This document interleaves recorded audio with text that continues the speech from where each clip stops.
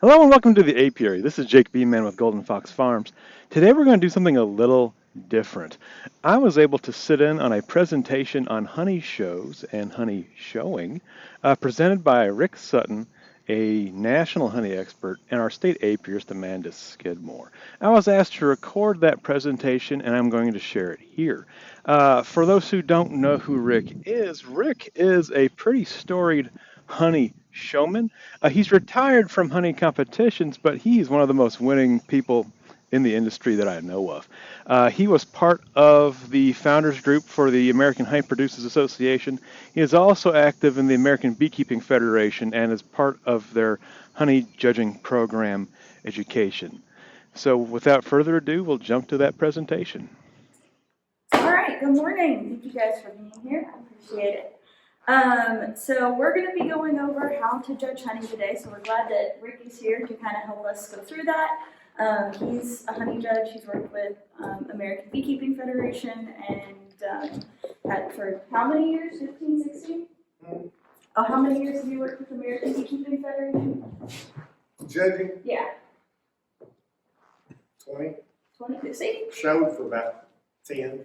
Yeah, so a very long time and a lot of experience, so we're excited to have him here. But to kind of get started, we just wanted to point out, one of the main reasons we wanted to do this is because the Kentucky State Fair, which happens every August, has a bees and honey room, and we take in entries for the state fair, and that kind of goes through that room. So anyone who's interested in submitting a honey sample, we're going to kind of just go over a few of the rules and a few of the changes to the rules from what's been there in previous years. So the first part is that the entry forms, if you're interested in putting in entries, is due by July 10th. And then the late entry form, which has an additional fee associated with it, is due by July 17th. We also wanted to make sure people know that we changed the entry drop-off times. In previous years, we had a short day on Sunday and a longer day on Monday. And what we learned over the past few years is that Sunday was a better travel day for folks. So we got feedback that folks would rather have us be there for a longer amount of time on Sunday. And then because we have a honey cookery contest where we can use honey in baked goods, we wanted to let folks still drop things off on Monday morning because then they're fresh for judging on Tuesday. So the new times are 10 a.m. to 6 p.m. on Monday or on Sunday, and then from 9 a.m. to 11 a.m. on the Monday. So that'll be August 10th and August 11th, and then judging occurs on August 12th. We have a day off, and then the fair starts on the 13th, and everybody gets to know how their honey scored. So that's always exciting. We are also going to kind of highlight some of the rule changes that happened this year. One of the things that really is important is that we do have all of the honey before judging if it's late, and especially if we're not communicated that it's going to be late for some reason, it's going to not be part of the judging. We are also not allowed to give items back until the end of the fair, and all food items are going to be discarded for food safety reasons. We're not going to keep any food or give any of that food back. And if it starts to get moldy during the fair, we will also get rid of it so that we don't have a lot of flies and bugs going through the room. So that's one thing. We wanted to also highlight that we changed the requirements for jars. So in previous years, some of the categories didn't have clear instructions on what size jars to use. So we've updated that specifically for things like the black jar contest. You need to have a classic or a queen line jar that's been blacked out all the way around, that's at least 1/4 full. Previous years you could use any jar type that you wanted, but we wanted to try to standardize that so there'd be no bias in the judging depending on how a jar looked. So all jars should either be classic or queen line and blacked out.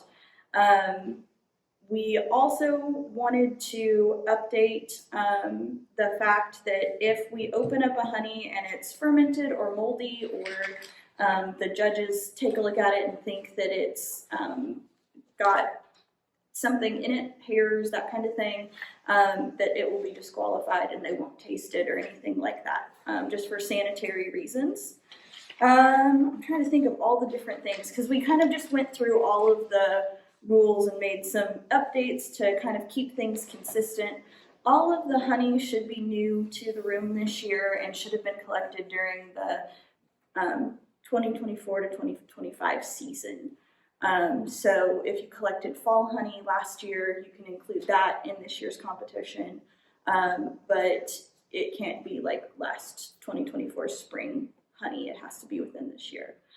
We don't have any rules about what state it has to come from, because we're right on the border with Indiana, and we have a lot of folks from Indiana that bring their honey samples in. So we do get some of our Indiana honey that will come in. When it comes to looking at the different competitions this year, we did make some changes. Probably one of the bigger changes is that in previous years we had a 1 pound and a 2 pound jar category. And a lot of feedback we got is that the 2 pound jars were just kind of replicates of what was in the 1 pound jars. And so to kind of add some more classes, because folks wanted to have different or new things this year, we got rid of the 2 pound jars, which opened up 4 new classes that we could have entries in. And those classes are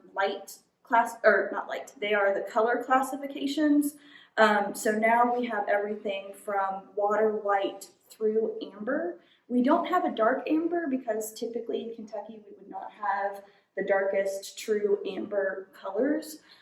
So if we do have someone that brings in a dark amber, we would just include that in the amber category, because it's going to be really rare to have somebody that's going to bring in like a buckwheat or something really dark from last fall.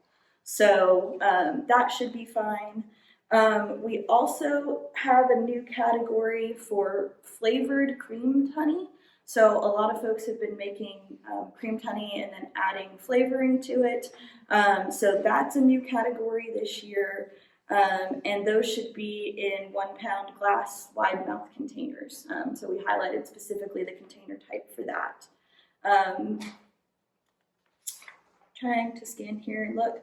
Another category we added was category 15, which is the certified Kentucky honey category.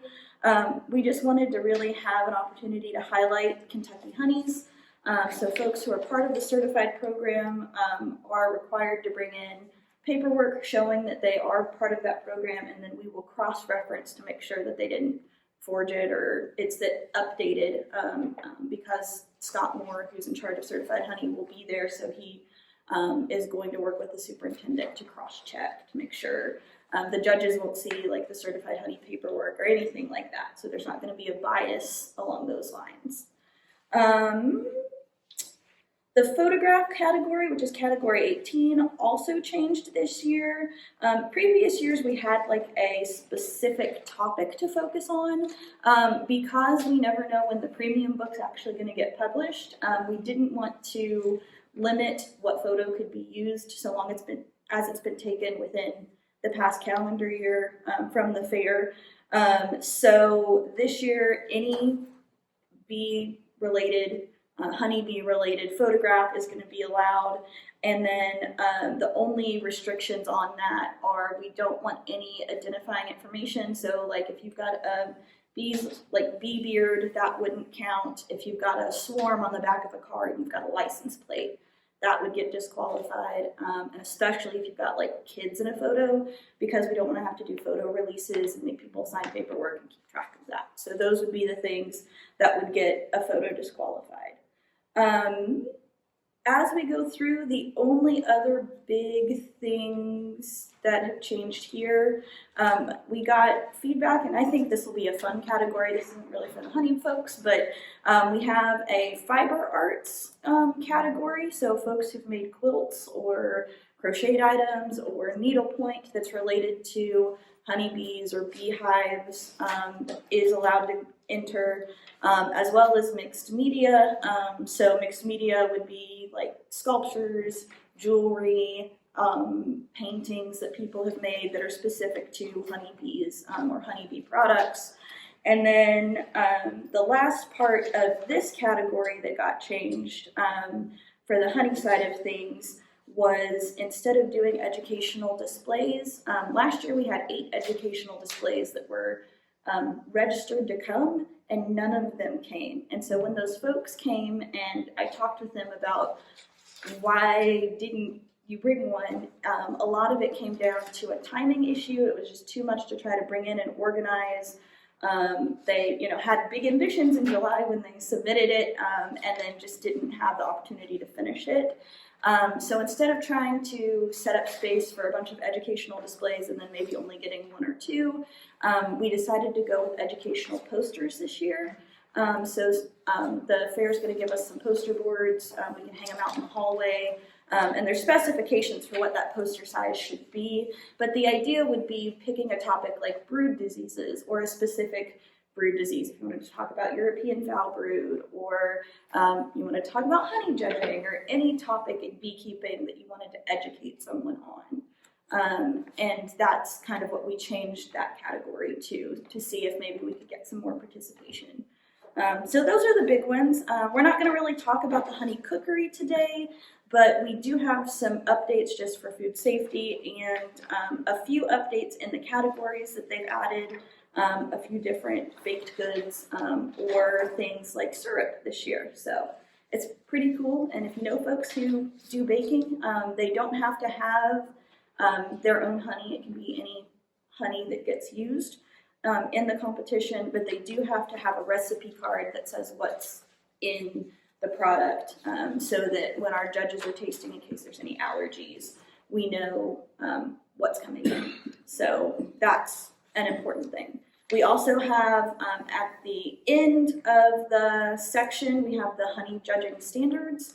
That kind of can give you a clue of what the judge is going to be looking for as the honey is being judged. And all of those, I believe, are accurate and updated, except for the very last category, which is essay and poetry. We've tried to add a 1-page essay or poem this year, because we had lots of people last year who were like, this would be really fun for like a homeschool group to do, or this would be like, I write a lot of journal, things, and I would love to put a poem in, or something along those lines. And we thought that would be really creative, but when they went and updated the text, the folks who did the editing missed that part. So even though we have the judging standards, that's not a category we have this year. So a little bit sad, but for the most part, everything else should be the same. I will highlight that I am not the superintendent this year. This year it's Jill True. She's worked in the Bees and Honey Room for 15 years or more as the head culinary judge. So she's very familiar with the room. Her and her husband are beekeepers, so they're very familiar with bees. I will be there throughout the week or the 2 weeks of the state fair to kind of help and do some educational programming and helping with coordinating. We'll have KDA volunteers in the room again this year like we did last year. So we should have lots of folks around to help. And if you've got any specific questions, we can also direct those to Jill and I can share her info. So that's my introduction. I'm sorry that I am long-winded. Not in the right spot. Oh, you're fine. Now, if you want to enter a honey show, the purpose of the honey show is to basically help you prepare your honey for sale and do a better job. To have your honey when it goes to the store shelf or at your farmer's market, that you sell a good quality product. And, this doesn't cover showing. Make sure you label it straight. But, it's to help you do a good job of getting your honey ready for market. That's really the reason for it. Now, when I started beekeeping, I had 2 hives of bees. I never intended on being a full-time beekeeper. I intended on being a professional auctioneer, which I did for years till the internet took that. And my awards that I won allowed me to go into a grocery store. And back then you had a lot of little mom and pops. And I'd take my blue ribbons, and that's how I would get my honey in the store. So that's how I kind of built my market. Was I used those winnings, which I think I won the sweepstakes at State Fair 12 times, and I brag a little. I won, I don't have any blue ribbons at national competition, but I won America's Finest 4 times. And the last year I showed, I took every division. I scored a perfect 100 points and I won the whole show. And they asked me if I'd retire and judge, but I put a lot of time in on it. And it's a lot of showmanship. So that's kind of my background, but I had G.D. Hieronymus in Somerset, Kentucky, won as many awards as I won. G.D. was my mentor who taught me how to show hunting. Without G.D. teaching me, I'd have never gotten where I got. So I'm trying to give a little bit back. And the other thing I think was Gene Killian, who wrote, he and Roger Morris, I got to know them real well. Roger wrote the book. And they, when I first started an American Honey Show, I got 1 third-place ribbon. And I thought I was starting the world up. But I'd won the state fair the year before. I expected a bunch of blues, and I found out I had a lot to learn. So I'm going to try to help you all get your honey ready on what you got to do, prepare the show. And the first thing you do as a judge or as an exhibitor is you read the rules. The judge needs to judge the honey like the rules are, not my personal preference. And if you're the exhibitor, you got to read the rules. Get it in the right jar. This is a 1 pound queen line jar. There's 2 types of these. One is the Gambler one it's a smaller lid on it, but they're both queen line, they're both acceptable. But don't bring it in a round pipe in a 1 pound queen line glass, you're going to get disqualified. So make sure you got the right jar. So one of the first things on judging honey, and I'm going to go down the list on the liquid honey first, is we used to judge if you had a flaw in the glass. Really don't do much of that anymore because the glass comes from China and you'll look through 1,000 jars to find a good one. We do judge if it comes down to a tiebreaker and you've got a really bad line or a really bad flaw, that may be the tiebreaker, but typically we don't take off on glass. A lot of the glass now has a little print on the bottom, ID number. Some of those are in the glass you can't get off. If you get them off, try to take some Windex or something and get that off. So the first thing you want to do once you get to your honey show is you want to make sure that glass is clean. It doesn't have fingerprints on it, and for God's sakes, it's not sticky. That's got to be the rule number 1. So if I'm judging, and I'm kind of putting the judging in on the showing part, the first thing I do is I judge that jar on the outside. How clean is the jar? And I look at all 4 jars. I don't just pick one. Does it have fingerprints on it? Does it have a smudge on it? Is it sticky? Yes, I've had that happen. Because once I judge that, then I can handle that jar however I want to. I don't worry about putting my big fingerprint on it because I've already judged that part of it. So you want to make sure your jar is nice and clean and you got the right type jar. Next thing, you don't want any rust on the lid. I've seen that happen. They wash the lids and they got a little rust right around the ring or whatever. You don't want any dents on the top of that lid. You want a nice lid that has no damage to it. And if you go in the store, how many of you pick a can of vegetables or pick a can that's got a dent and don't buy it? You got a dent in the lid of the jar, they may not buy that jar. So you don't want a dented lid on it. So after you get, you want a new lid. The next thing is you don't want any honey on the end. Now this is going to have it, but I'm going to look at that lid. Do I see dirt? Do I see honey? So when you get to the show, you take new lids with you to put on this jar. And you make sure. And you don't want any honey on the top of the ring of that jar. You want to make sure that's clean on the very top, because if it's not, it's going to show on here. Now, for God's sakes, don't get honey all over this spillet and get it all over the ring down here. When I judged the honey show at Hive Life 4 years ago, or 3 or 4 years ago, I had a jar of honey I couldn't get the lid off. I gave it to some other guys bigger than me. They couldn't get the lid off. What they had done is warmed the honey in the oven. It had honey on the ring, and they sealed it. You could not get the lid off. You would have had to take something and hit and beat on it. All I can do is disqualify it. I can't judge it. So you had a nasty jar to start with, and you cooked it. So the next thing I'm going to look at on judging liquid honey is froth on the top. Does it have froth on it? Does it have air bubbles on it? So what you want to do when you're fixing your show honey is you overfill the jar to start with. You want to overfill it. And you want to let it sit and let that air bubbles come out. If you've got a good warm place to put it, maybe 100 degrees or 90 degrees, and let it sit a week or two. Let all your air bubbles and stuff come to the top. Then you take saran wrap, plastic saran wrap, and you put it on there, and it will pull all that bubbles and froth off the top. And it will look through the top like it does through the side of the jar. You won't have any froth on it. You won't have any air bubbles. I've judged it where the froth on the top looked like it was snow because people didn't prepare it. You don't want your honey on the store shelf like that because it's nothing really hurt it. But people look at it, was that mold? What's all that on the top of that? They don't know. And you're not there to tell them. So you want to make sure that honey, and when you bottle your honey, if you're going to sell it, let it settle out. Let all that stuff settle out 2 or 3 days. You know, however long it takes to get it where it's nice and clear and you don't have all that froth in it on the top and air bubbles.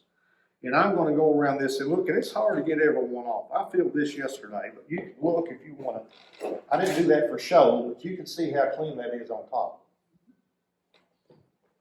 You don't have any air bubbles or froth, and that's what you want it to look like.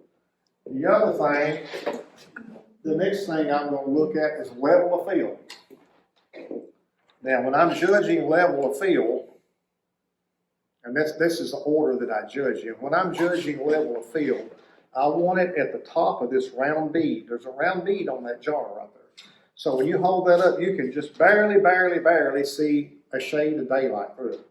Now, it's going to vary in weight because if the honey is a higher moisture, you're going to have a little more weight in the jar than if it's thin with the same level of honey, but there has to be a standard of judging honey shows. The standard that we use with the American Beekeeping Federation, American System of Judging, is the top of that round ring. And I'll take a toothpick and I'll go around it and see if it matches that ring right at the very top, which is at the bottom of the lid. And if you hold that up and you get the right angle, you can just barely see a crack of light. So when I'm judging for that, and you look at your points on liquid honey, typically, I'm not sure what the Kentucky State Fair is, but usually it's 5 points here. Let's see what we've got. Get my glasses on, I can see. All right, they've got uniform and accurate level of field is 15 points. Now, everybody judges different, so it's 15 points. What I'm going to do, if one jar is not the right level, that's going to be 1 point. If 4 jars aren't the right level, that's going to be 4 points. If they're all up and down, and none of them are the right level. But if you get one, if somebody brings them in, and I've seen them happen, that's way down here, you're going to get 5 points on that one jar. If they're all down there, you're probably going to lose almost all your points.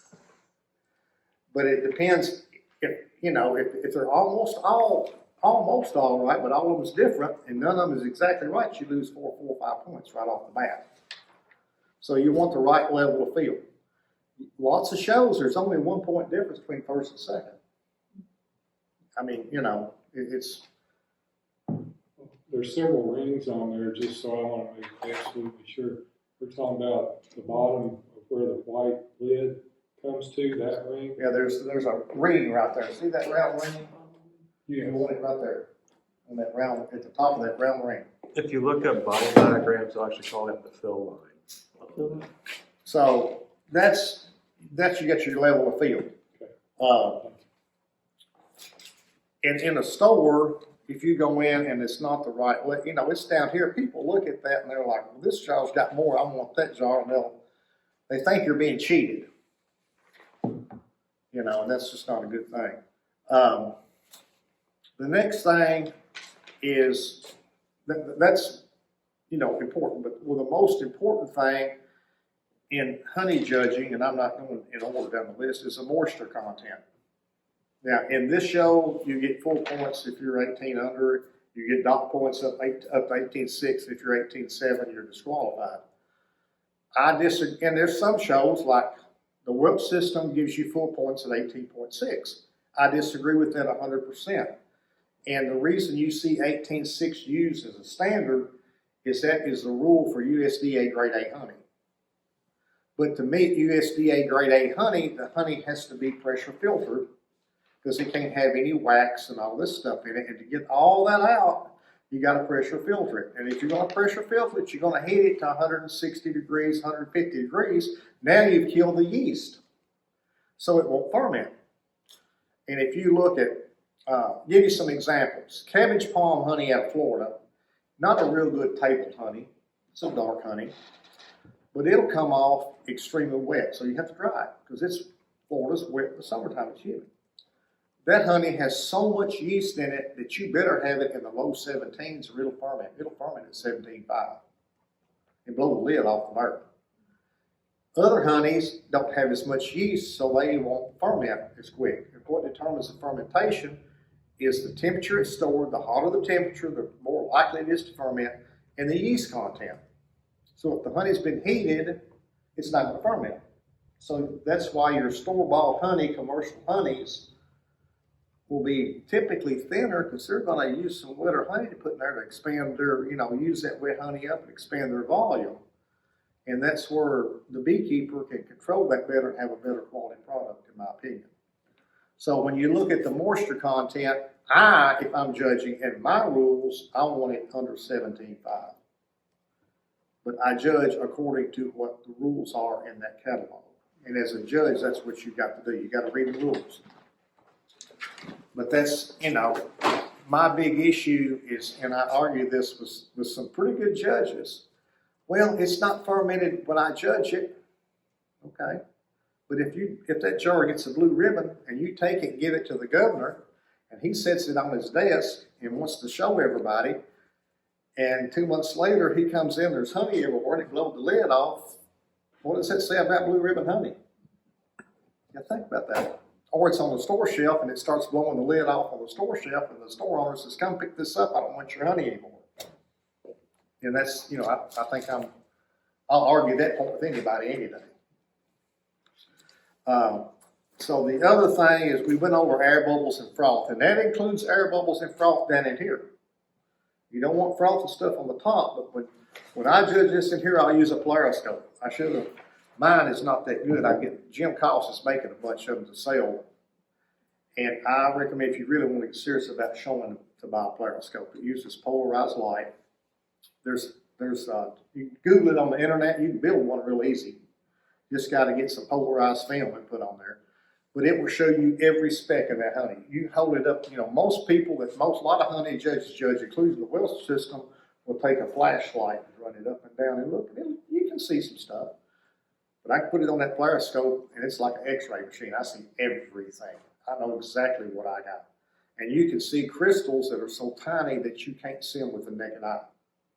So when you use the polariscope, you see all these fine, minute air bubbles that you won't see like this.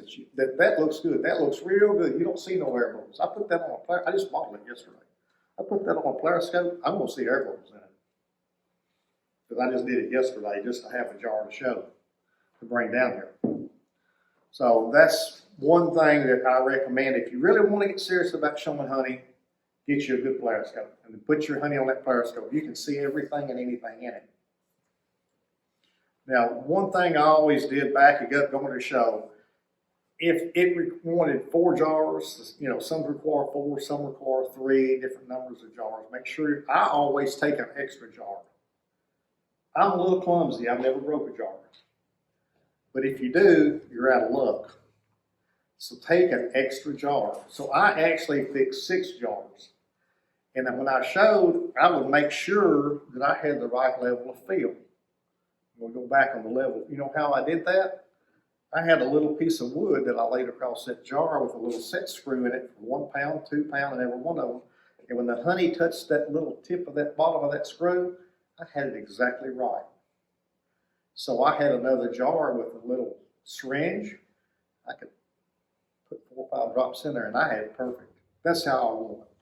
I was a perfectionist. But that takes a lot of time too. But I always take an extra jar.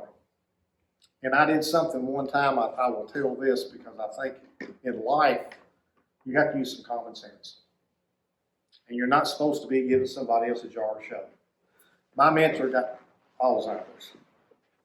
and he dropped a jar and broke his jar of honey. It was tulip poplar. Tulip poplar is amber honey, exactly. It's going to look always the same color.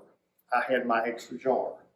I knew he was never going to be able to attend another honey show, so I gave him my extra jar because I felt bad for him. He beat me. He got the blue ribbon. I got second. Was that wrong? Maybe. But I think there's sometimes in your life you got to do what's right if it is wrong. And I think that maybe I would never regret that decision. I would regret it if I didn't do it because he was so happy. He laughed at me for, for a long time about that. So that's just to throw out. Always take extra jars. Make an extra one. When you come down to color, uniform color, I've had jars in the same class that was different colors. I've had jars in the same class that one color was down here and a different color up here. Somebody didn't look very good at their honey. Make sure you use all the same color honey. Don't, what they did, they probably poured it out of quart jars and they got one quart come from one hive and one quart come from another and they didn't look. Hey, you just lost a pile of points. Can I jump in on color real fast?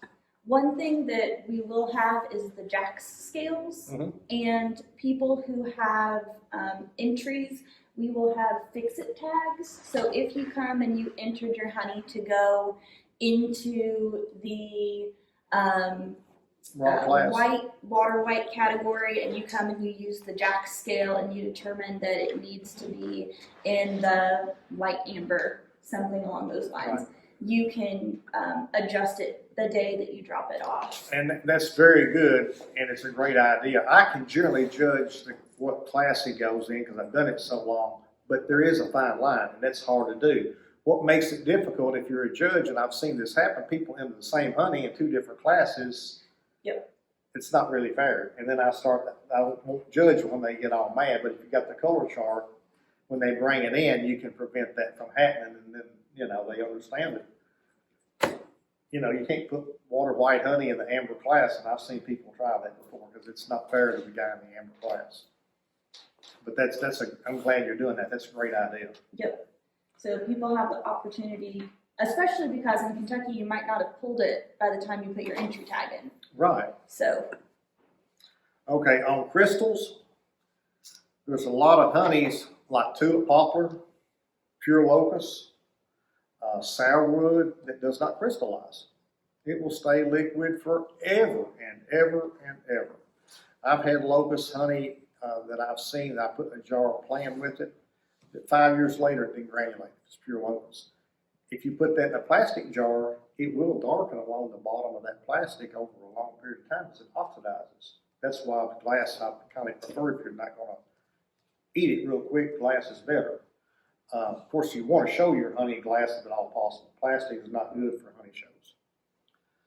The granulation, though, in some honeys like Aster goldenrod will granulate in 30 days. And there's a lot of consumers, well, you fed your bee sugar water. No, it's just every honey has a different sugar composition, so they all, the granulation is affected differently, and the temperature you store it at affects it. If you keep it in a fairly warm place, it's going to be a lot slower to granulate.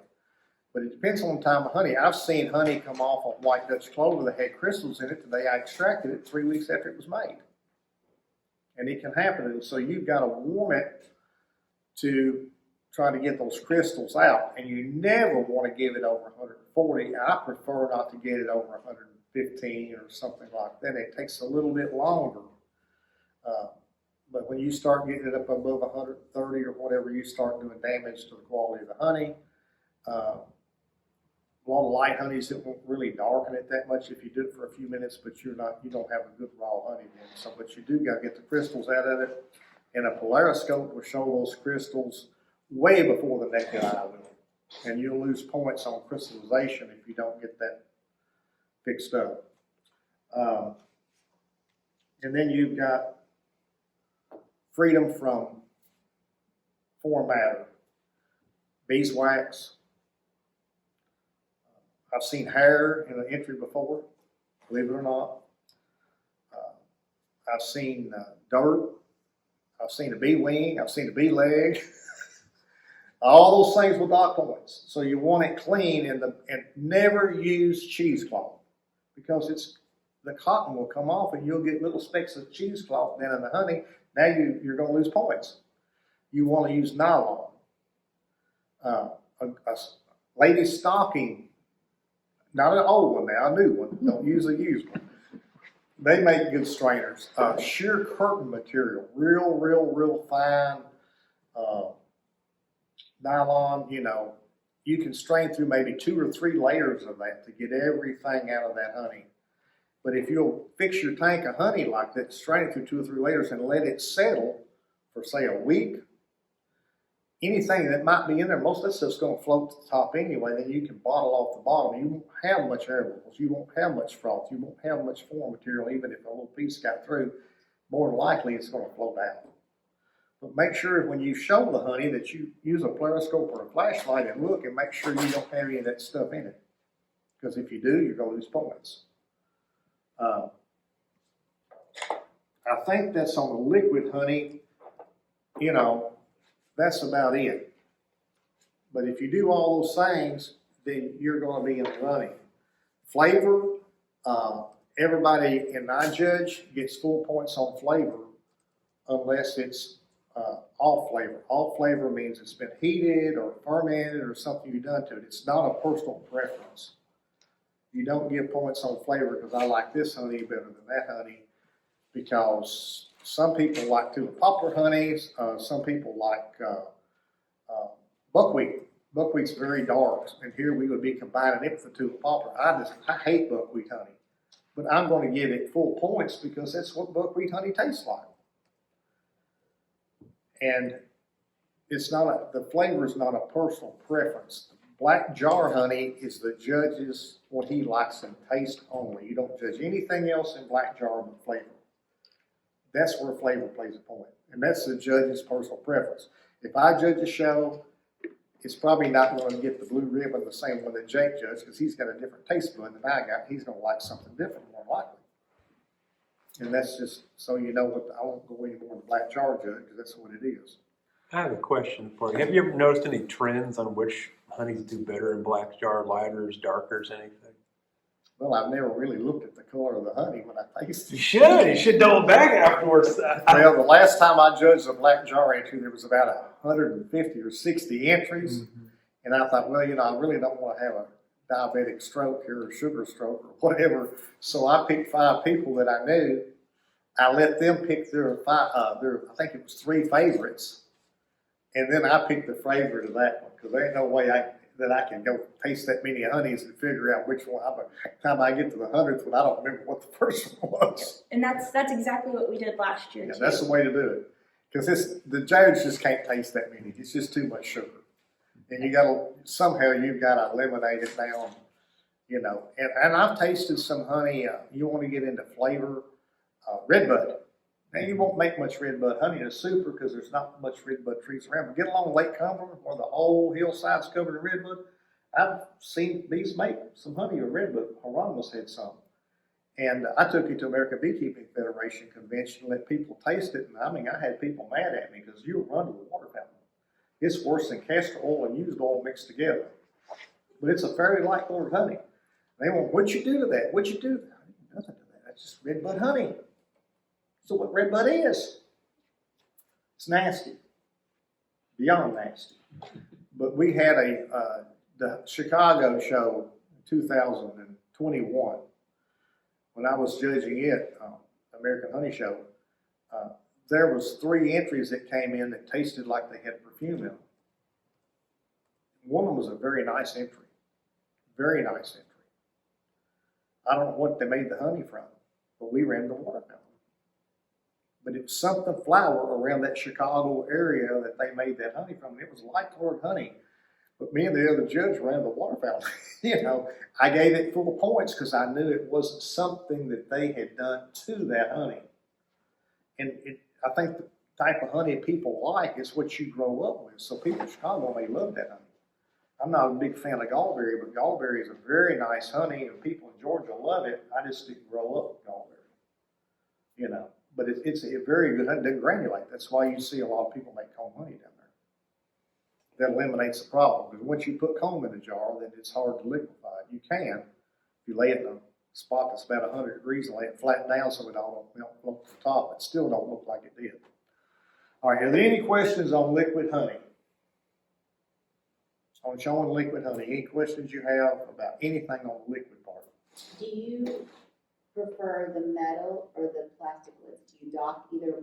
Really don't matter. I As a don't like a judge. liner in them. The little plastic liner is a no-no in my book for showing.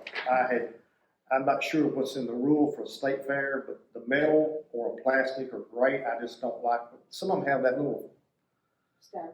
fuzzy, I don't know, type liner in them. I don't like that in there So for you don't- showing. you don't Because care it will whether they're stick to the metal? lid of the jar and everything else. With the jars, Rick, I know you talked about we generally don't judge the glass anymore. I have seen jars that have those big waves in them and obvious imperfections. They're very bad. And those are easy enough to cull out of the pile. I haven't found a jar that doesn't have bubbles in years. So that's no longer a concern, correct? I don't use a flaw in the jar unless it's just a horrible bad one. Or if I come down and I can't find anything different in the jars and I got a tie, and one's got a big, a bubble, 2 or 3 bubbles, and one don't, I got to have something for a tiebreaker. I may use that for a tiebreaker. But most of the glass now is coming out of China. It's hard to find a good jar. I used to be able to go through 24 jars and find 4 good ones. You might go through 1,000 and find one. I've gone through cases to find one. And I just don't think it's something that you can judge against because you just can't find a nice jar. So no, that's no longer, unless, like I said, you get 2 entries that are, you like, what am I going to do? Moisture content's great. Everything looks about the same. You got to have tiebreaker on something. So I have used that as a tiebreaker when it came down to that. Did you mention that someone locally is making polariscopes? He's been too busy I was hoping to have some made before now, but the Honey and Bee Connection, Jim Coss in Moorhead, I'm hoping to get a bunch made, take to Mobile to sell to people that want to judge honey shows and promote that. I just don't like using flashlights. They work, you can see a lot better with that flashlight than holding up to a light bulb. But if you really want to know what you got, you need a polariscope. So if you really want to show honey, if you want to make sure you win, you need to you have a polariscope. And that's what I used. And give you an idea what it actually is, Glenn. It's just a box with a light bulb and a polarized screen. And you put the honey on this side of the polarized screen away from the light bulb, let the polarized light pass through that screen and through that jar. That's all it is. So they're rather simple devices, and you can buy those polarized plates, and that's how most people would actually make them. Wyatt Mangum, he writes for American Bee Journal, he had an article about buying a polariscope that didn't work. Well, the guy just put in tinted glass. It's got to be polarized glass. Oh, It's like your sunglasses that are polarized. It lets you see through the glare. You can actually see what's in there. oh, I see. Okay. I'm Googling it here, pulling it up on the internet if I can find one. I was trying to think. I've seen a good design somewhere, but I can't think where. I'll look it up here in a while. They're not hard to build, but if he builds those, you got to buy a big thing of film. It'll be cheaper probably to buy it from him than it will try to buy throw the rest of the film away. And you got to turn one film one way and one the other way. Correct. If you don't, it won't show. But it's like an X-ray machine. It's amazing what you can see through that. Okay, I will go into this is cut comb next. I'm putting a piece of comb in a jar. I wanted to bring some cut comb down here, but my bees are on strike with this wet, cool weather, and I haven't made the first frame. In fact, we got the worst honey crop I've ever had for June the 7th in my 48th year of keeping bees. I did the whole old school cut comb trick of the hive split into one hive thing, everything. They never left the brood box. It's just a bunch of empty foundationless frames. It's horrible. It makes you want to throw your hands up and quit. And this is my living, so I'm not happy. All right, I will say this. One of the things that I've enjoyed the last 2 years is I've got to use Gene Killian's polariscope. And that means more to me than if you knew Gene Killian and you knew how sharp he was about judging honey, you'd understand. There was an entry in the Illinois State Fair a few years ago. And Gene was judging, and it was 4x4 box of comb honey. And the guy got a blue ribbon and was so happy. And she said, yeah, he said, you got those out of 4 different hives, didn't you? And the guy said, how do you know? He said, I tell by looking at the cappings. That's how sharp he was. You couldn't fool him. So my last year I showed in the 1 pound chunk honey, I got a perfect 100 points on that chunk comb. And I'm not saying this bragging, but it made me feel, meant more to me than anything I'd ever had happen. And Gene came to me and he said, how'd you do that? I said, very carefully. And he said, that's the best entry I've ever judged. And I'm going to tell you how I done it. The part I got the comb in the jar is I laid the jar down on the table like that. And I took the piece of comb and I put it on a cake icing knife that was about the same width. And it took me about 10 minutes to ease that in that jar. So I didn't booger the edges. Now, we'll get into that in a minute, but that's how I got it in the jar. He couldn't figure out how I got it in there. He and Darrell Stoller were the 2 judges. Darrell was, at the time, owned Stoller's Honey. Stoller's Honey was a commercial outfit, but they sold quality U.S. honey, not some of the stuff we see today. And just for the people here, I don't know who Killian is. They probably don't. He literally wrote the book on comb honey in the 1950s. True He's a expert. guru. Yeah. There's nobody that knows more about comb honey than Gene Killian and his dad. State inspector for Illinois for however long. Yeah, Paris, Illinois.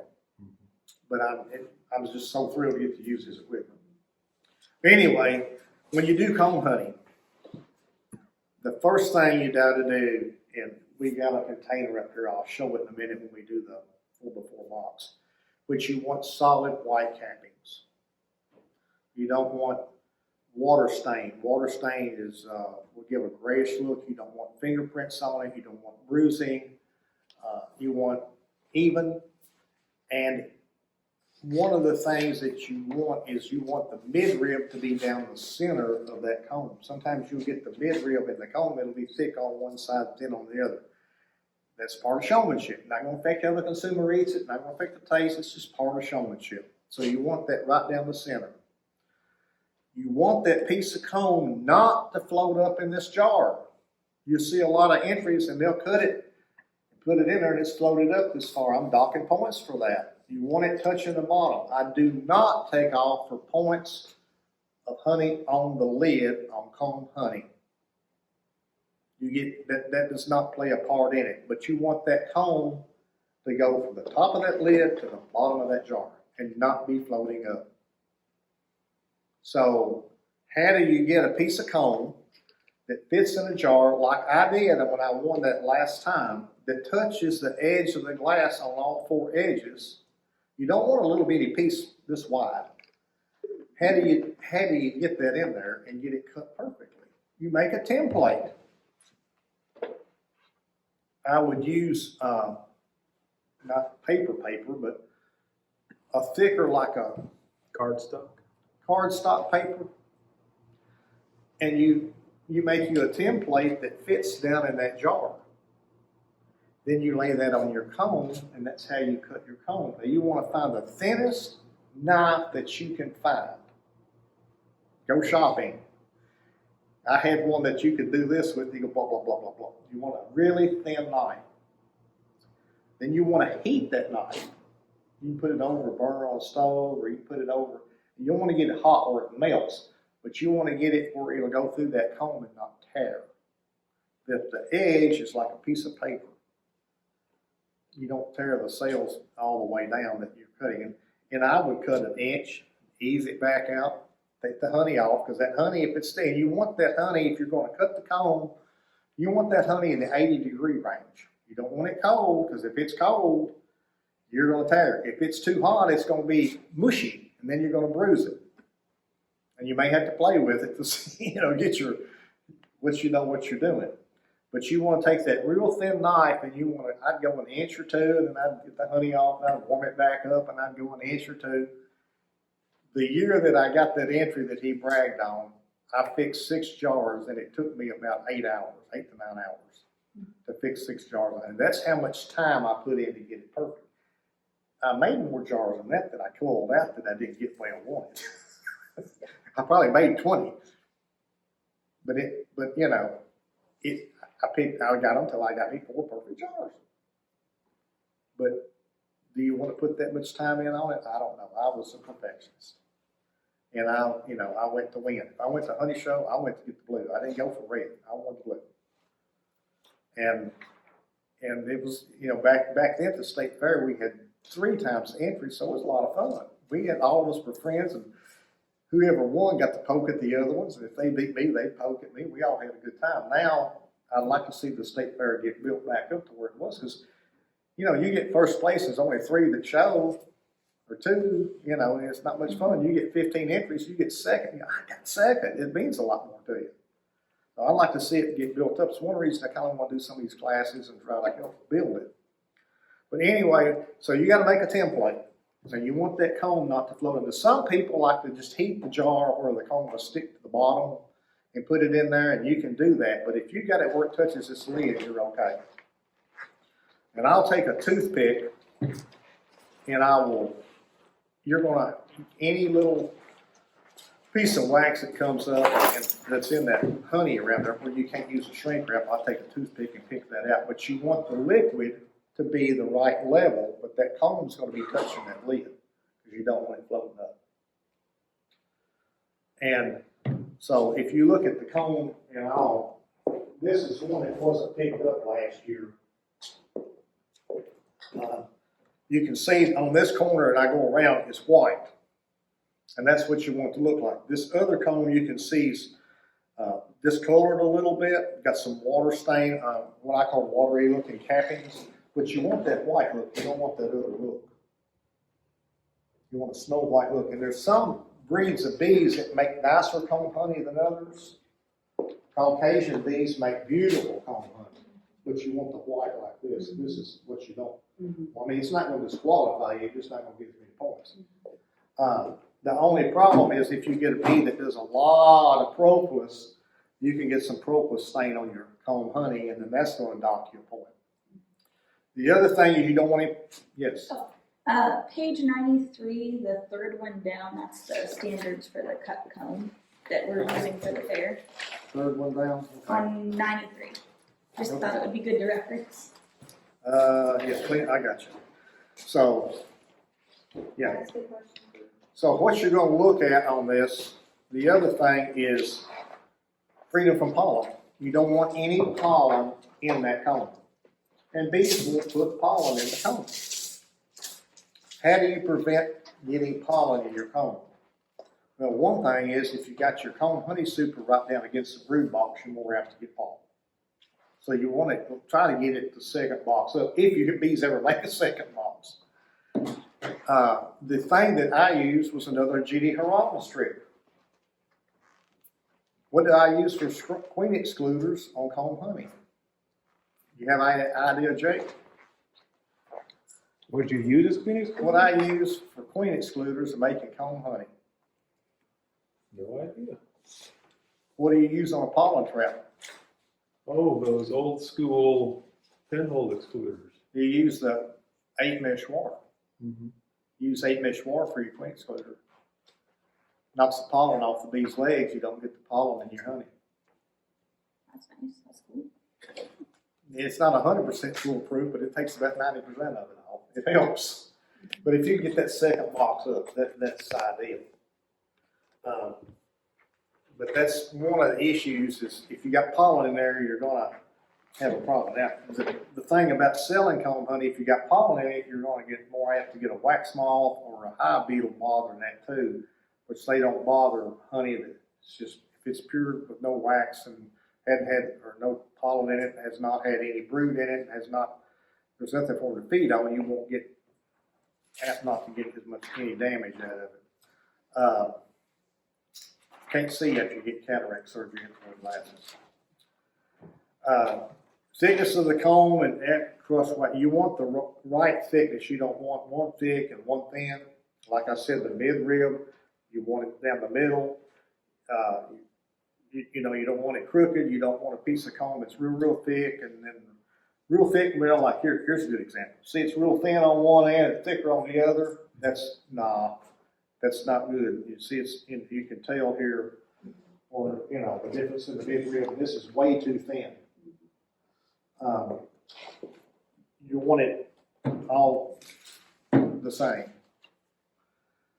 Neatness of cut, that would be in the chunk comb, which we'll get into that, but neatness of cut does both of them. That's where you get that smooth edge I was talking about. And travel stain, if you leave the comb honey on the bees too long, they will travel stain that. It won't be that nice white capping. So when they get capped, you want to cool that off. You don't want to let it sit on there. And when it comes to uniformity, then that comes down to each strip of comb the same size in the jar, same color of comb, same color of honey. I've seen honey come in with the comb one color and the liquid one color. That's a no-no. You want to make sure you use the same honey that's the same color. And that can vary sometimes between a hive, so you got to be real careful. Let's see. Where's the chunk comb at? Have I missed anything on it? I have a question about cut comb honey. I'm gonna do the cut comb here in just a Okay. second. This is a chunk comb, and I know it's on there somewhere. I think Page 9. Beeswax on our delivery window. I don't see it right now. Now, at the state fair last year, we had the conclusion that Ross rounds are not cut comb, correct? Yes. Okay. Yes. All right. So now, when you go to a cut comb in a 4x4 box, this is cut comb. This is not a 4x4 box, but it's cut comb honey. The 4x4 box is a square comb. Now, the first time Rick Sutton entered the fair, he wanted nice, and I wanted to look, you know, so I had all my cuts perfect, had beautiful honey, but I had about a half an inch all the way around down. I didn't even get a ribbon. I didn't know the box had to be completely full. I thought just put a piece of cut comb in that box and I was good to go. Well, I didn't get anything. The judge gave me a 0 for one of the categories. Well, and make sure to point out what Jake just said too. Ross rounds are different than cut comb. Right. And we do not have a Ross rounds category. That was taken out 3 or 4 years ago. Well, Primarily, nobody does those, hardly. yeah, there were only a couple people doing them, and we just didn't get enough folks, and so they wanted to open up a new class. So I think they swapped it for the photography or something. That Ross rounds, and Ross rounds, you really got to crowd the hive to get them to do that, and it'll cost you a lot of honey. They're not, for money wise, they're not. This you just in an area that's got a huge big honey flow, and you can stick one right in the middle of 2 supers. It's going to cost you some honey. But the cut comb box is a 4x4 box of comb honey, and you want to do the same thing. You want to cut that chunk of honey where it completely fills that box. You don't want it like I did, leave a half-inch gap all the way around. So you want to, you want to get you a piece of construction paper or whatever, and make it the same, put it in that box where it fits, and then put it over here and cut your comb. And you want to drain that out. You want to let that comb drain all night over a piece of perforated metal, or at least let it drain out on a tabletop, and take a knife and scoot that liquid back, because you don't want to put it in, just cut it, put it in here, and have a bunch of liquid honey floating around in it. That will cost you points. You want to drain that comb where there's no honey in the bottom. No, all you got's honey, what's in the comb. So where you made that cut, that's got to drain off. I let it sit on cooling racks, baker's cooling racks. Yeah, baker, cooler rack, whatever. And the way I try to pick that up is just like when you pick, even if you don't have an icing knife or something, you pick the comb up by the midrib. But that's where you get temperature-wise. If it's too warm, then it's real soft, you're going to fingerprint it. And if it's too cold, of course, you're going to have raggedy edges. But what I did on the 4x4 boxes, I would take the box and flip upside down on the comb, and then try to get that, bring it up and flip it back over. I didn't try to pick it up and then put it down in that box. So, and if you've got a way to get that off, one of the issues, if you got a dehumidifier running though, and you get it really thick in that room, that makes it harder not to damage it coming up, because then the honey gets so thick it sticks to it. It's just something you just got to kind of play with.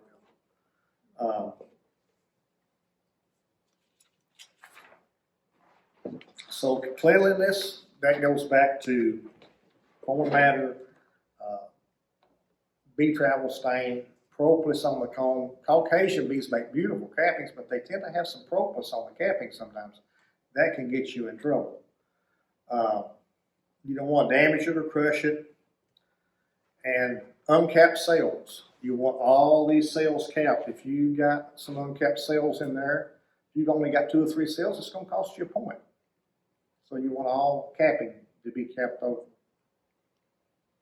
And you want, again, uniformity of entry. That applies in any class. You want each entry in a certain class to be uniform. That means matching color. The comb looks about the same. I'm not as good as Gene Key, and I probably ain't gonna tell if it came from 4 different hives. But you want uniformity. You want everything to match. Any questions on cut comb? I do have, one. Do you ever use this, do you recommend using like a cookie cutter stamper thing that cuts out the cut comb? Or is it? You can. Those things though are pretty thick. They're probably going to tear that comb. Okay. You're probably better off using a knife. Okay. For show. Now, if you're going to do it for sale, I just chunk and go.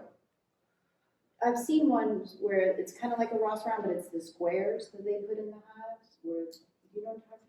Yeah, that's the wooden section boxes. Yeah. Not very many. I don't know if anybody even makes those anymore. But that's what they made. They made a lot of those cypress. They're made out of cypress wood or Yes. wood, and but that's not the cut comb. This is actually when it says cut, it means you got to cut it out. Okay. And you really need to use a medium frame because you're going to be hard pressed to get a shallow frame. A shallow is a 5/11/16. We call a baby frame. It's going to be hard for you to get. You have to have a really good frame of honey to be able to get that big enough to fit and fill that box up.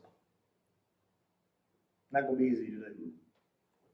Is there a certain style of knife to look for that's super thin, just a category I like to look for?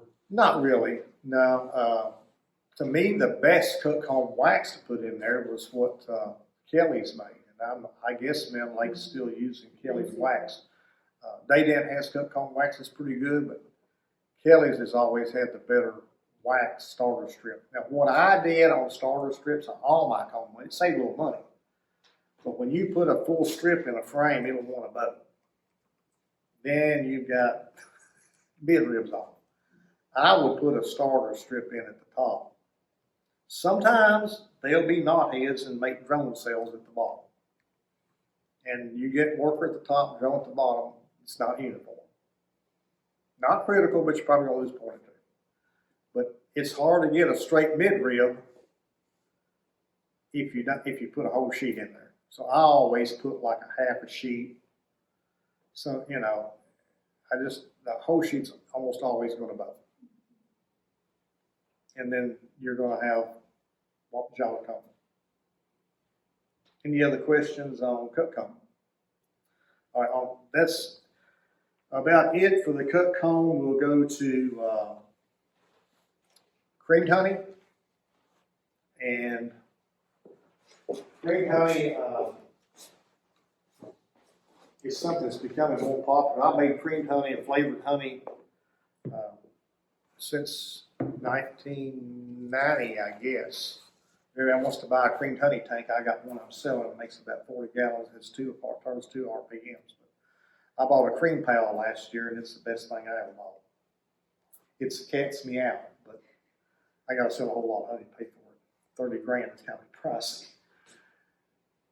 But making your creamed honey, the number one thing is you got to use a good seed, a smooth seed.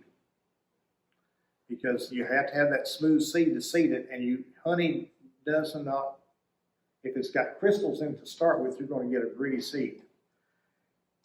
I'm not going to knock anybody's creamed honey machines. But I don't see any sense, I don't see any reason to spend $2,000 on a creamed honey machine that turns 15 minutes and sits for 30 minutes and turns 15 minutes and sits for 30 minutes. I don't know what you're accomplishing. The quicker it sets up, the better it's going to be. Well, I just put it in there and I let it run for 2 weeks and it gets mixed. What? You want to make creamed honey for show, or you want to make creamed honey to sell, all you need is a 5-gallon bucket and a drill with a little mixer on the end of it to mix the seed in. And don't mix it real fast or try not to put a lot of air in it. That's how I made it for years. Use 10% seed. You get nice smooth seed. It's hard to find good smooth seed. I'll sell somebody seed if they want to buy some. But you get nice smooth seed. You put 10% seed in your honey and you mix it real good. And you don't want to use locust or tulip poplar because those two honeys just don't granulate. You want to use clover or something that's more likely to granulate. And you'll mix that in.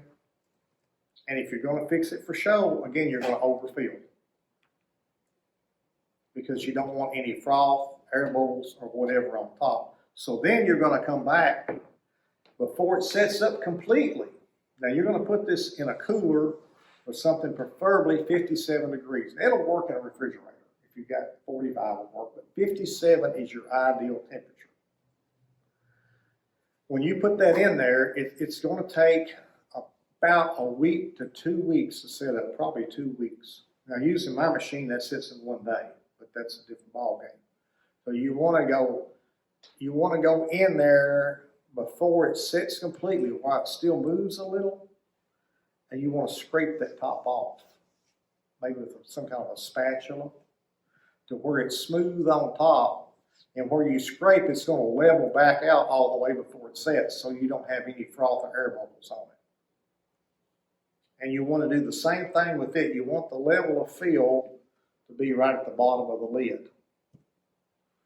And this is some I made last week, and I haven't done anything with it as far as for show. So you can see it's pretty clear on top, but it's got air bubbles. And you have to overfill to get rid of that. Anytime you mix them like that, you want to not mix as least as you can. Get it mixed up good and then put it in a jar. And if you want to taste this, one of the big things about creamed honey is how smooth it is. Get you a good spoonful so you can tell how smooth it is. Is that your fancy machine? Of course, tell me what you think about it. I've been looking forward to it. Oh,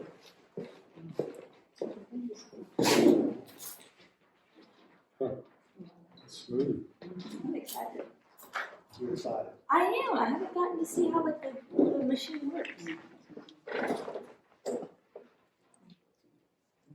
That's really good. So, what you want to do when you judge, and I'm not going to call names, but I had a guy that had one of those expensive $2,500 machines. He said, "Come here," and said, "I want you to taste this." I said, "What do you think about this? You need to buy one of these."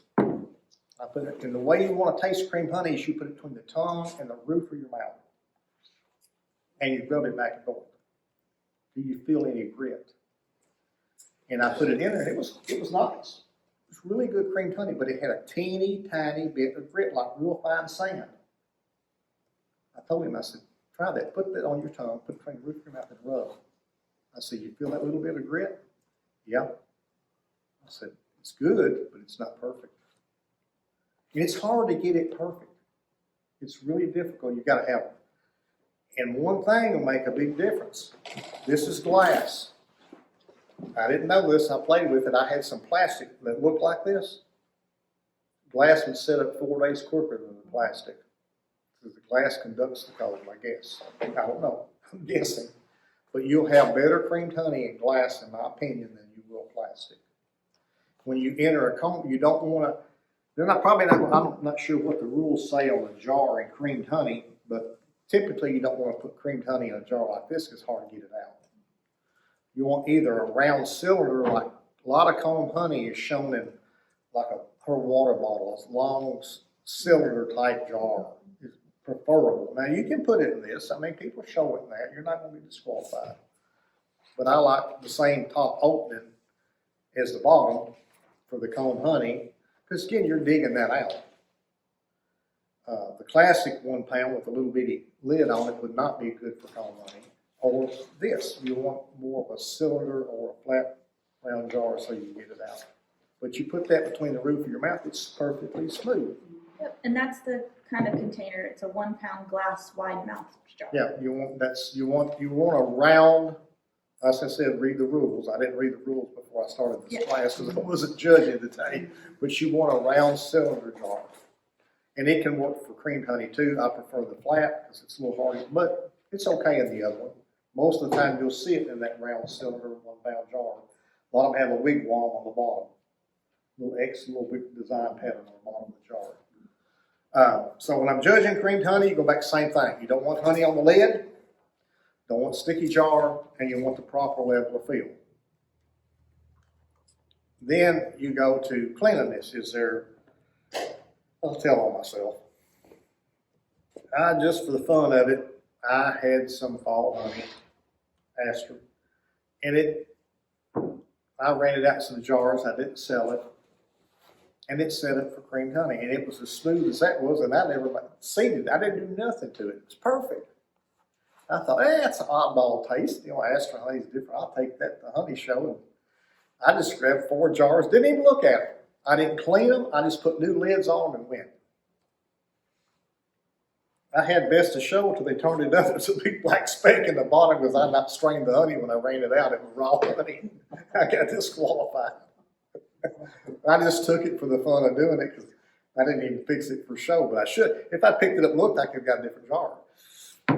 So, look at the bottom. Make sure you don't have something in there. I'm not perfect by a long stretch. But, when you do the creamed honey, it goes right back to the same thing. Now, you won't be checking moisture in this. There's no way to do that. I will say on creamed honey, making creamed honey, you don't want to use a honey that's 14% moisture. It'll be hard as a rock. If you do creamed honey with a high moisture, of course, it could ferment. Now, if you do the fruit flavored honey, and you do the flavored honey, since we have a class at the state fair, I will a little about that. Different people use different methods of making the flavored honeys. You can use a freeze-dry powder.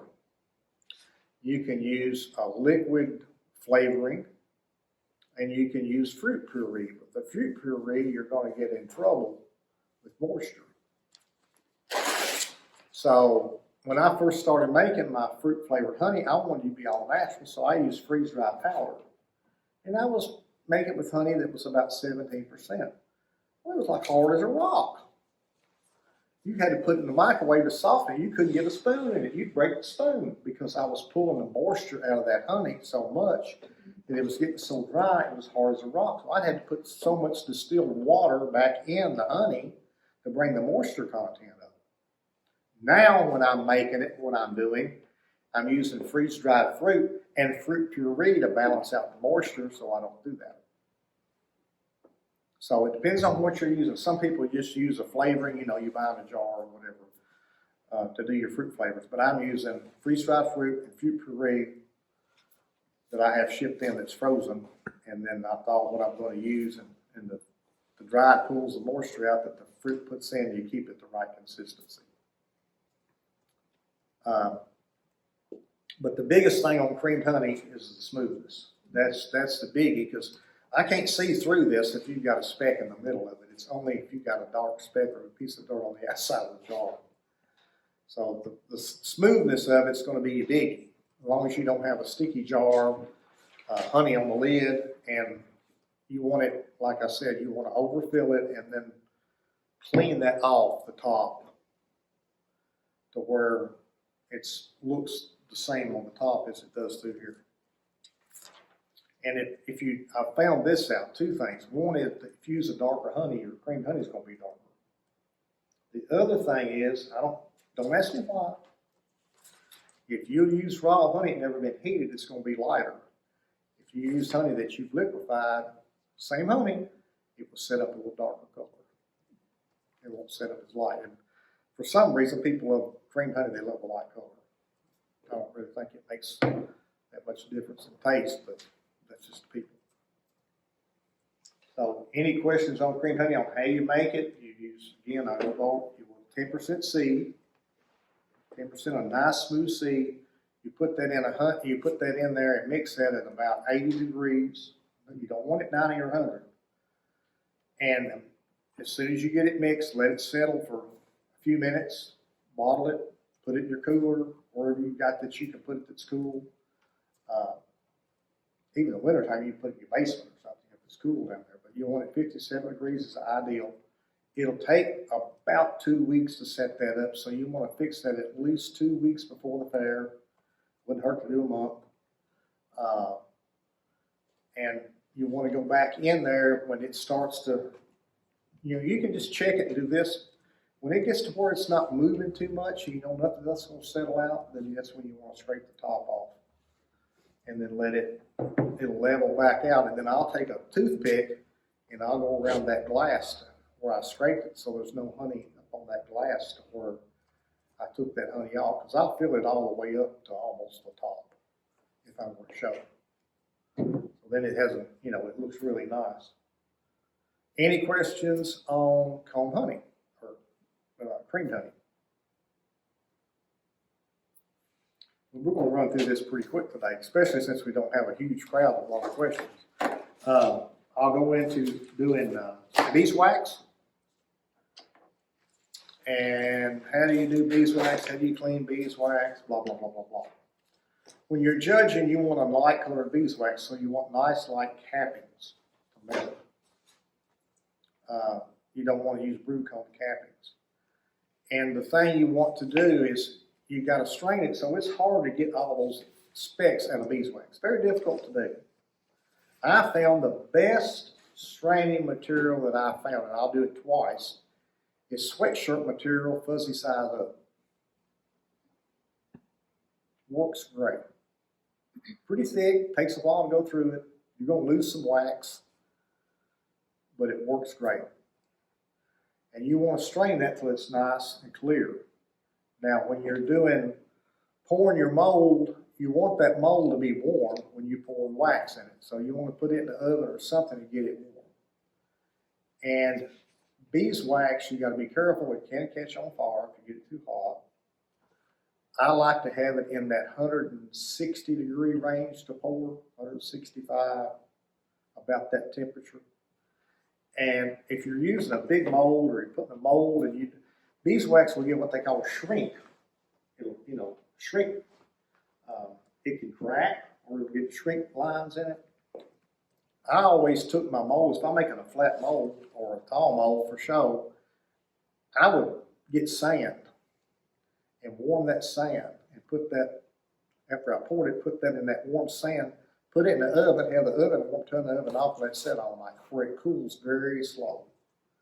You don't want to pour it in a room that's cold, like 70 degree room. It's going to cool too quick, it's going to crack. So you want it to cool very slowly.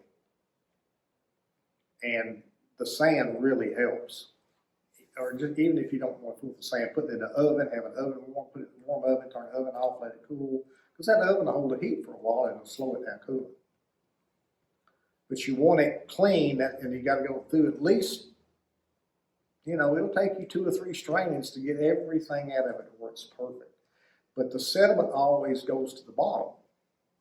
So what you can do, the first time you strain it, it settles out, you can go back through and scrape anything on that bottom that went through the bad stuff off, scrape it off, and then remelt that block of wax again and use it to pour, and use that other to just put it back in, start all over again with it. But you want it clean. If you're doing molded hand-dipped candles, which I haven't done for a while, which my wife and I may get around to that one day. We got too many bees now to keep up with. There's a lot of secrets to dipping candles.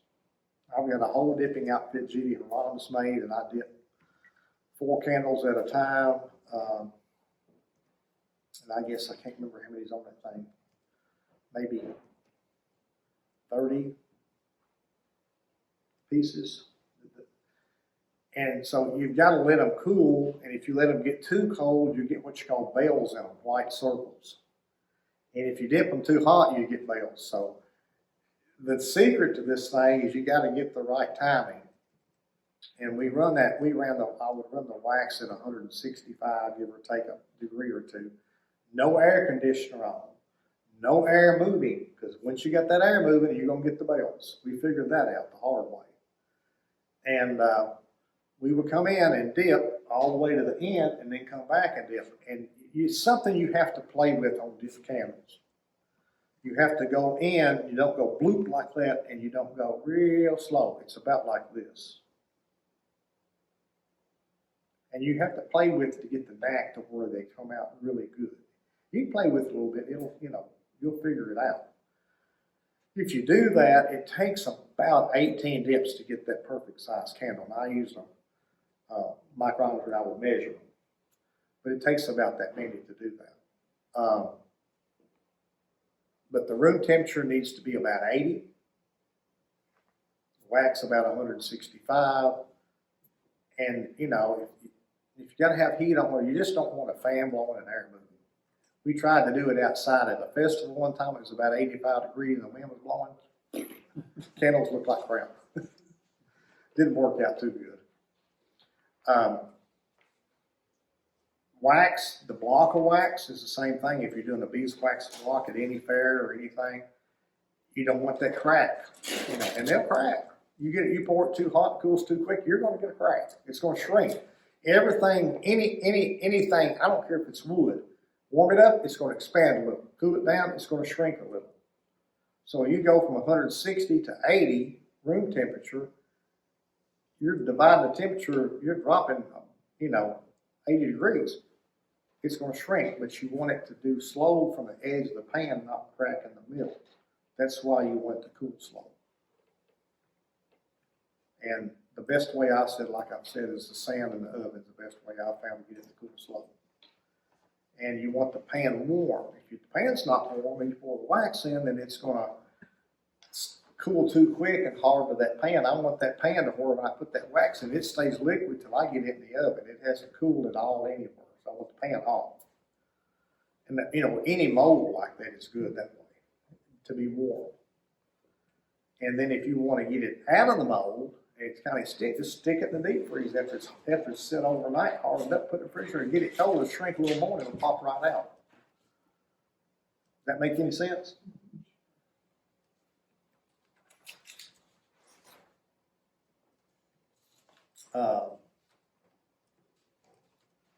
We're coming down, we're covering this pretty good. I guess I'll go over color a little bit.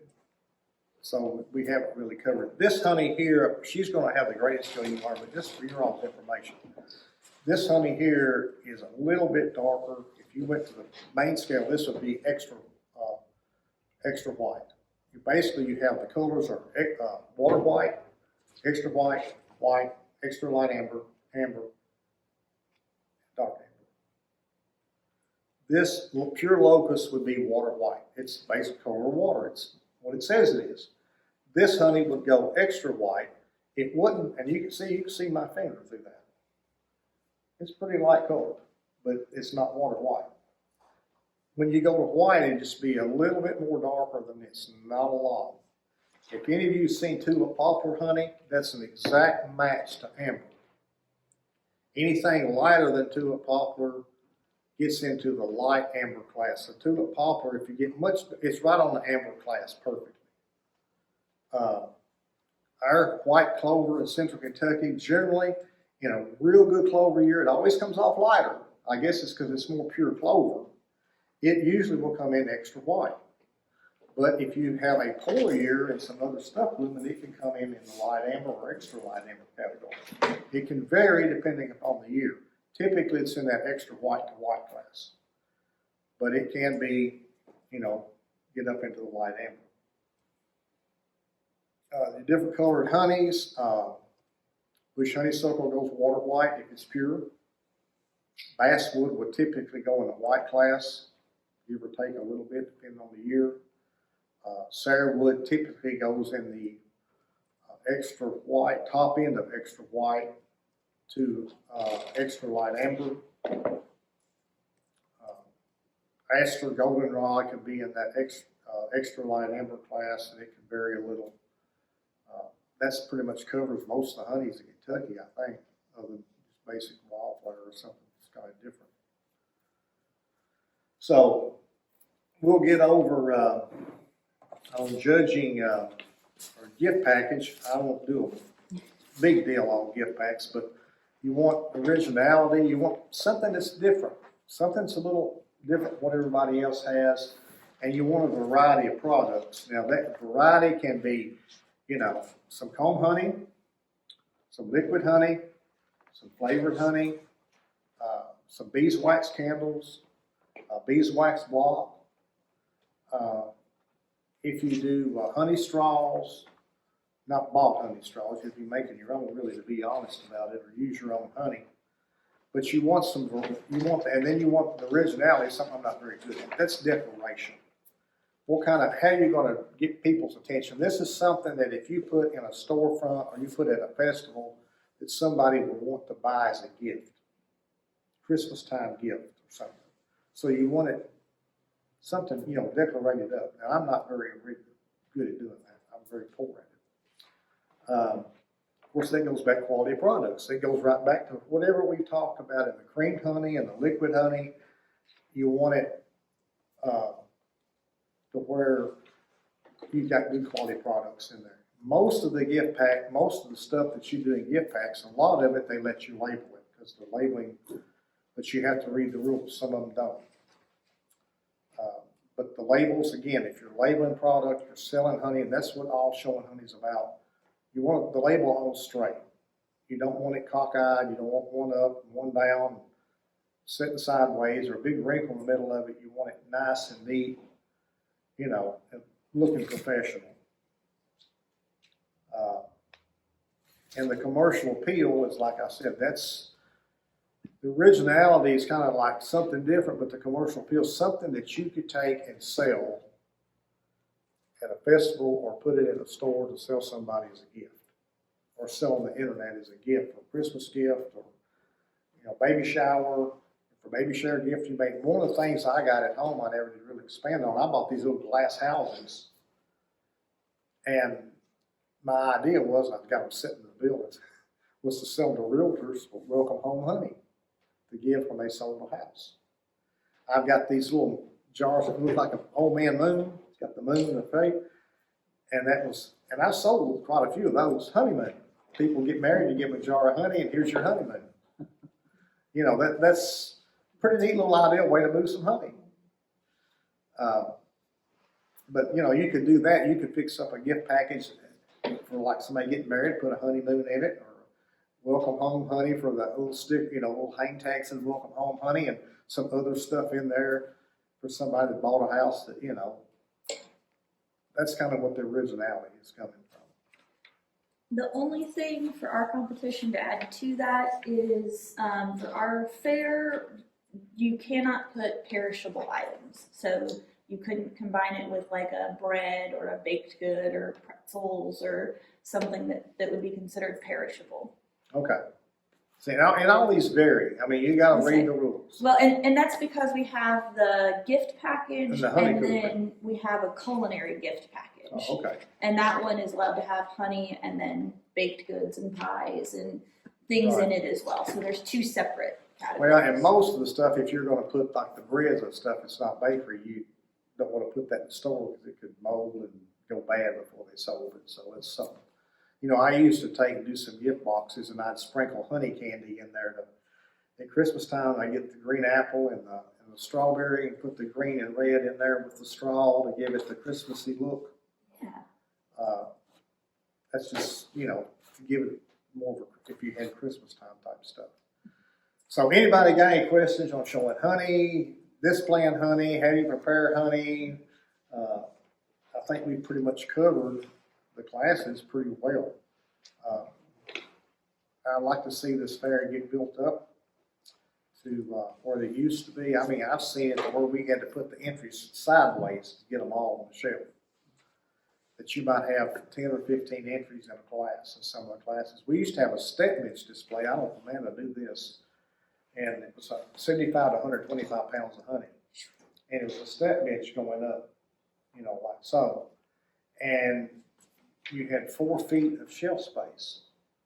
I think there was 5 step benches.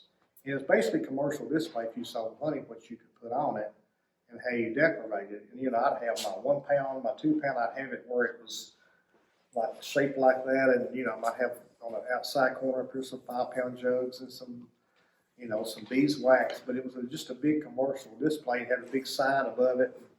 It'd be about 4 to 6 of us went into that every year, and some of your different people would win because you come up with all these different ideas.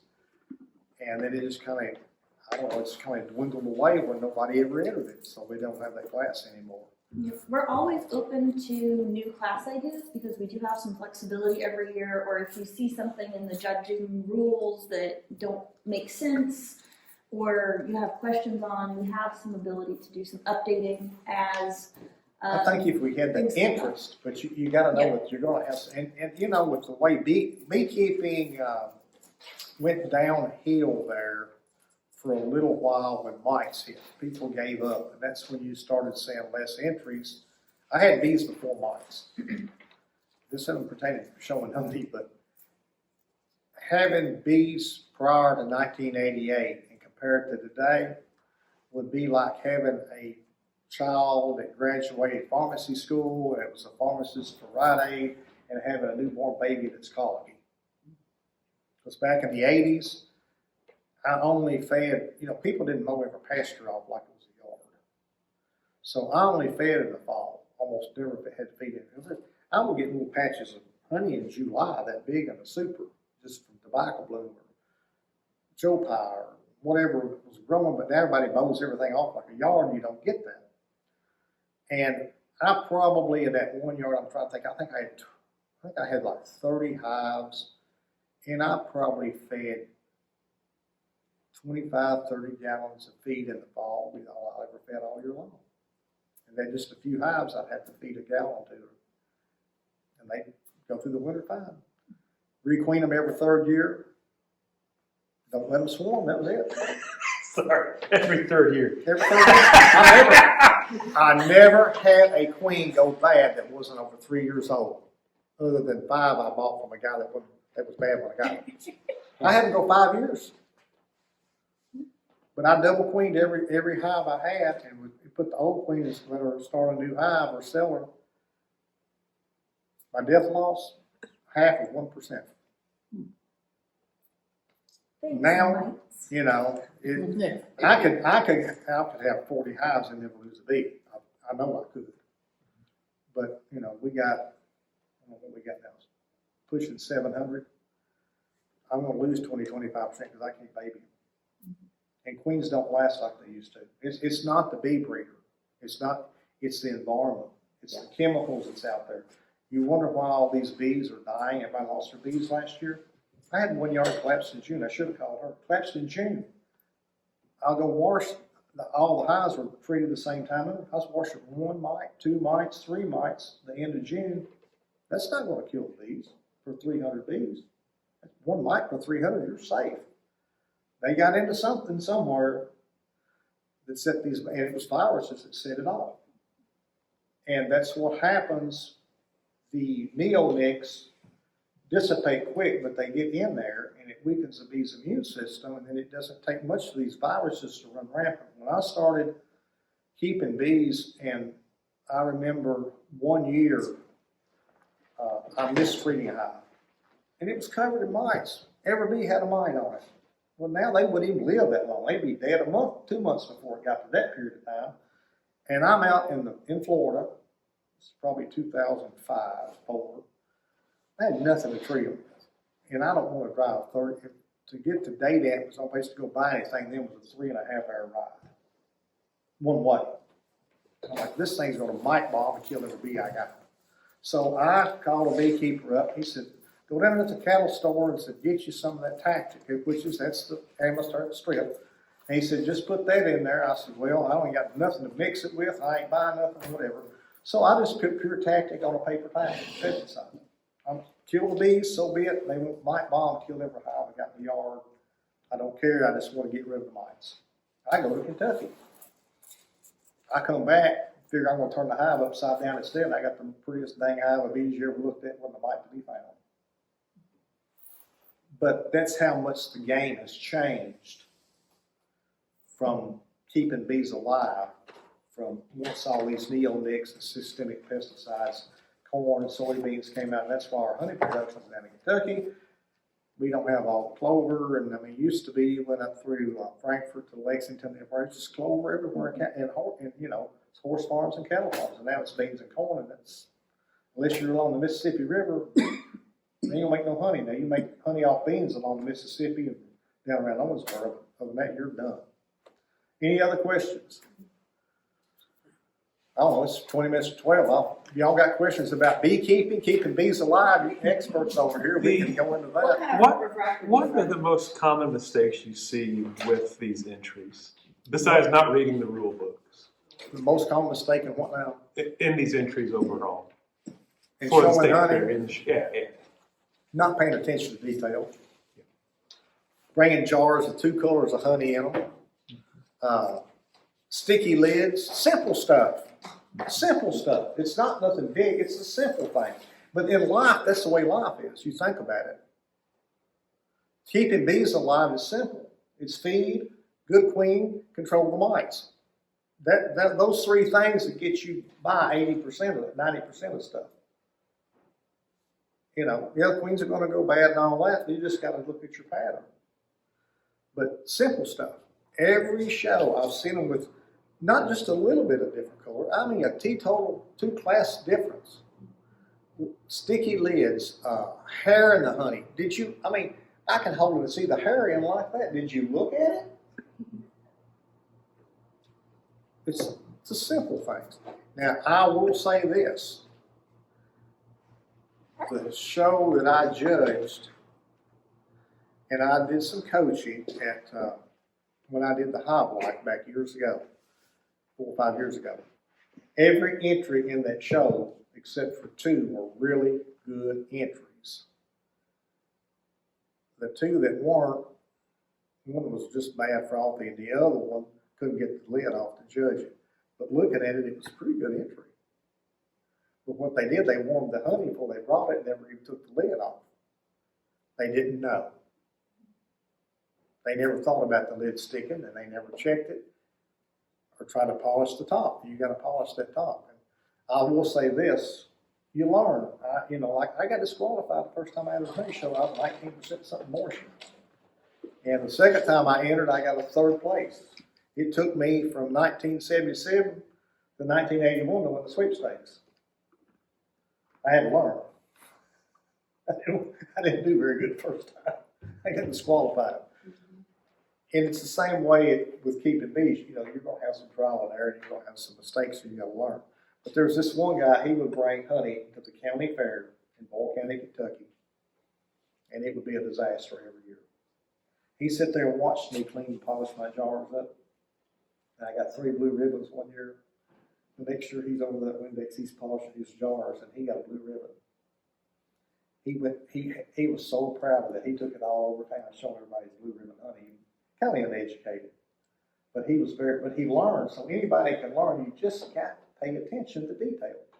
In showing honey, it's detail oriented. You got to be detail oriented and look at everything.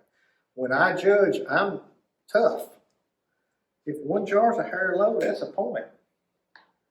You get 100 points, you got a perfect entry.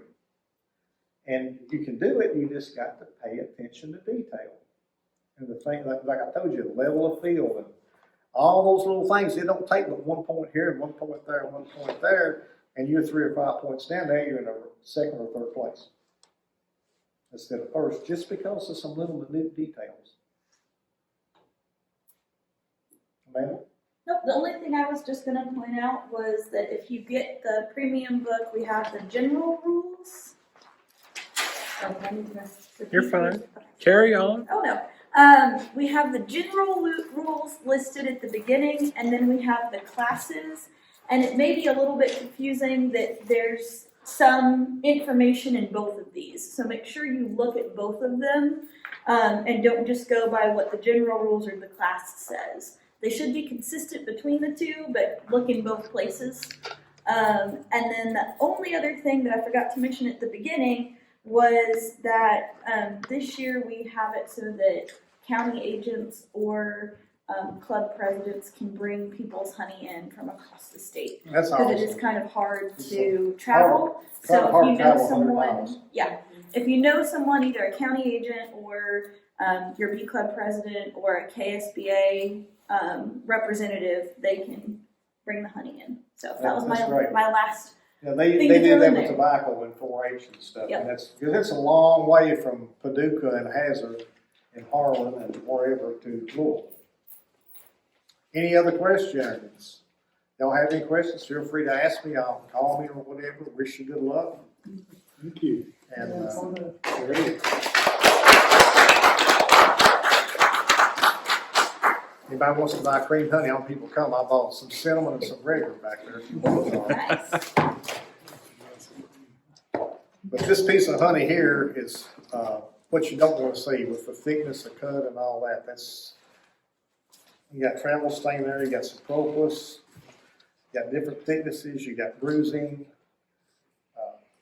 You just got to, on cold honey, you got to handle it gently and get the right temperature and be very careful with how you handle it.